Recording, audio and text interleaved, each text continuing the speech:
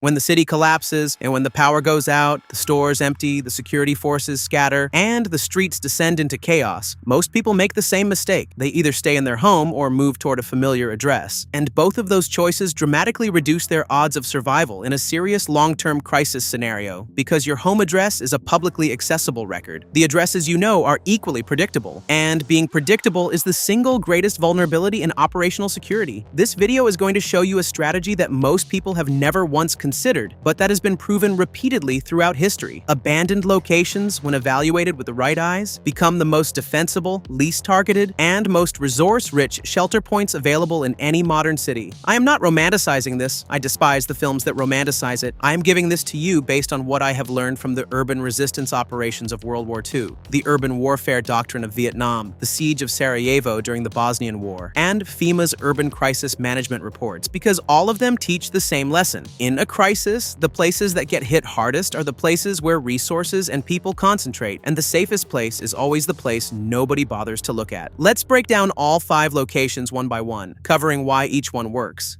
how to prepare for it, and the critical mistakes most preppers make when thinking about this. Location 1, and this is the least intuitive option on the list, but the one that offers the highest operational advantage. Abandoned industrial facilities, old factories, unprocessed warehouse buildings, and decommissioned manufacturing plants. Most people look at these places and see danger, darkness, and uselessness, and that assessment is exactly what explains why they are safe. Locations that appear dangerous and useless are automatically bypassed by panicking crowds in a crisis, which places them in the category that urban warfare doctrine defines as a low signature shelter. Let's look at the tactical advantages of industrial facilities. First, structural durability. These buildings were constructed for high load capacity. Their walls are typically 10 to 20 centimeters of reinforced concrete or steel-braced construction, and that thickness provides genuine physical protection against serious external threats, whereas the average residential wall is nothing more than a 25-millimeter structural timber frame. Second, entry control. Large industrial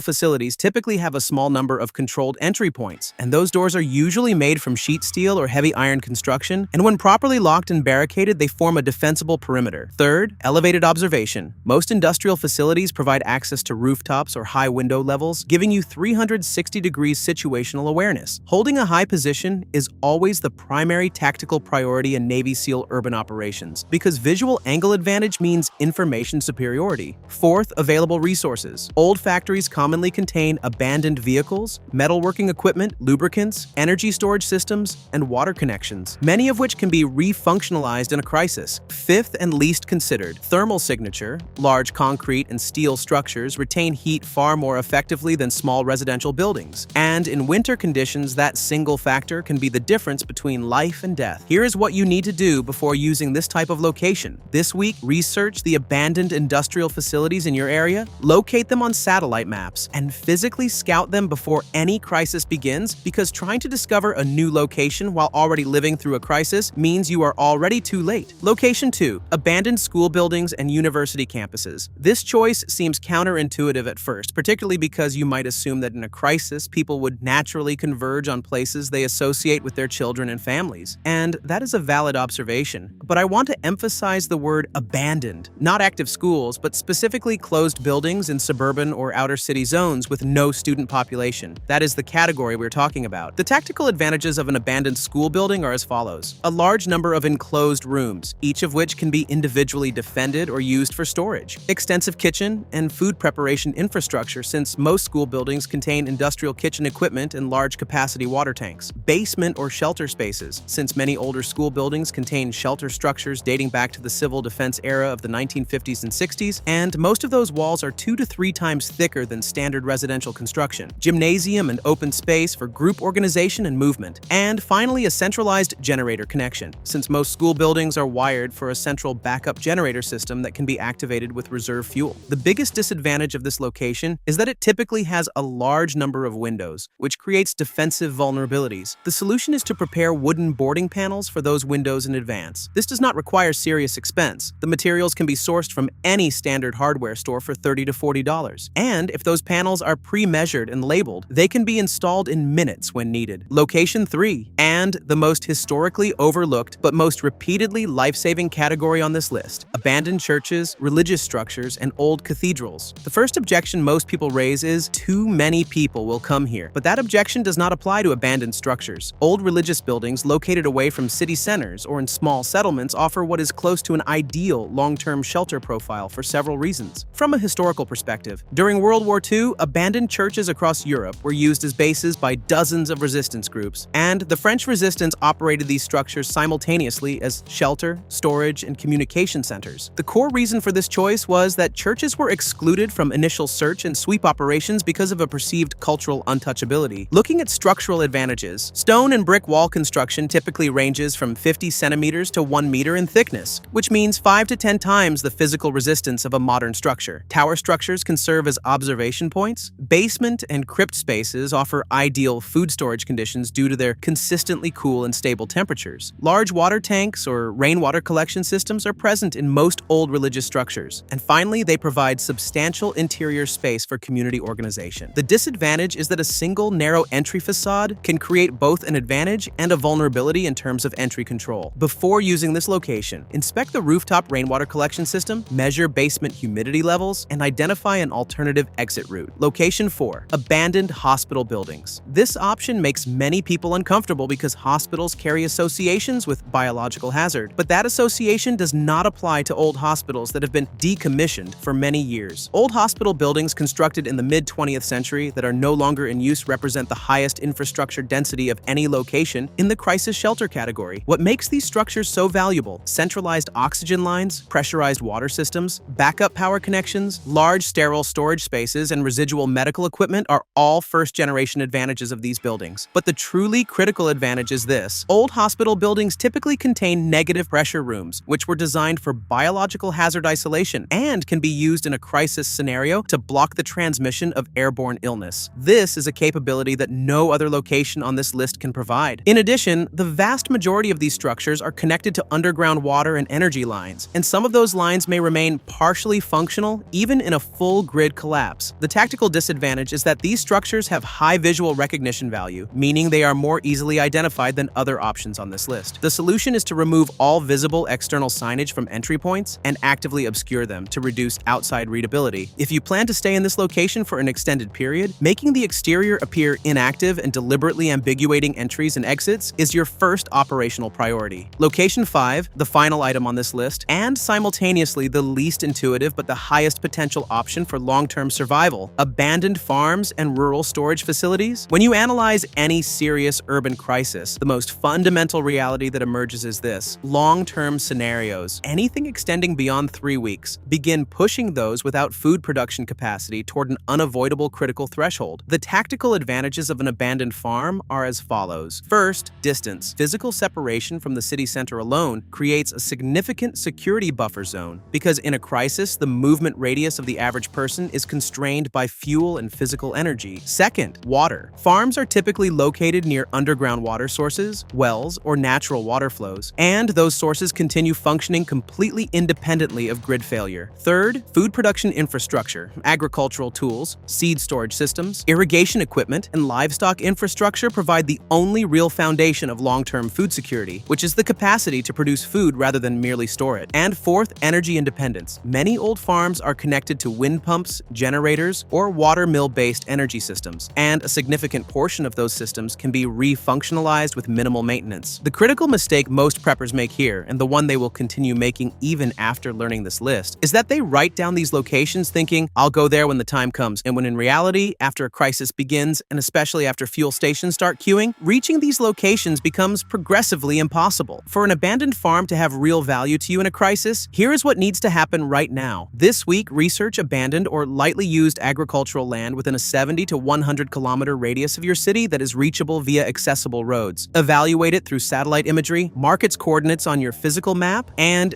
physically visit that location at least once before any crisis begins. That reconnaissance may be the most valuable 48 hours of investment you ever make. Now, I want to cover a universal preparation protocol that applies to all 5 of these locations, because knowing the location itself is not enough. You need to know what it takes to make that location operational operationally functional. Rule 1. Physically scout every location before a crisis and identify at least 2 entry and exit points, because Navy SEAL Urban Operations Doctrine strictly prohibits positioning at a location with a single entry point without a secondary exit route. This is called the fatal funnel principle, and it applies to every one of these structures. Rule 2. A minimum 72-hour supply of water, food, and heat must be pre-positioned at each location, because once a crisis starts, those supplies cannot be completed, and that window gives you enough operational time to plan your next move. Rule 3. Evaluate the perimeter of each location and identify its defensive weak points. For those points, you can install low-cost but effective early warning systems, breakable tripline sensors, motion-activated lights calibrated for night observation, or calcium carbide-based chemical alarm systems. All of these are available in the $50 to $100 range and perform the function of a serious tactical alarm network. Rule 4. Establish a communication protocol for each of these locations. Share the address of each one, along with primary and secondary routes in writing with every member of your family. Because when the grid collapses, the cell network becomes functionally unusable within hours. And communication that has not been coordinated in advance cannot be established in the middle of a crisis. As I close this video, I want to give you one concrete action, something that can be done this week. Identify the nearest abandoned industrial facility or farmland in your area, evaluate its access routes on a satellite map, mark it on your physical map, and make a reconnaissance drive to that location before this week is over. Just that. That single step